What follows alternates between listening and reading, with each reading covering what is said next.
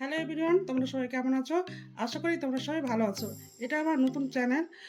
আজ থেকে আমি তোমাদের আমার দৈনন্দিন জীবনের কাজকর্ম শেয়ার করব। আজ সকালে চা খাওয়ার পর ডাইনিং টেবিল পরিষ্কার করছি। এটা আমার ডেলিকার কাজ। তারপর আমি বেডরুম এসে সব ঠিকঠাক করে নিলাম। এরপর আমি চলে আসলাম ফ্রিজ থেকে কিছু ফ্রুট বের করতে। ফ্রুট বের করে এই যে ফ্রিজ থেকে দুটো মৌসুমি বের করে নিলাম। এই মৌসুমিগুলো আমার শাশুড়ি মায়ের জন্য আমি প্রতিদিন কেটে দিই। এই তোমরা দেখতে পাচ্ছ মৌসুমিগুলো আমার কাটা হয়ে গেল। তারপর আমি এবার রান্না বসাবো। আজকের সেরকম রান্না কিছু নেই, সিম্পলের মধ্যে ডাল দিয়ে পটল আলু আর ডিম আর আলু চোখা। তারপর রান্না করতে করতে এই প্রতিদিনের মতো ঘোষ আসলো।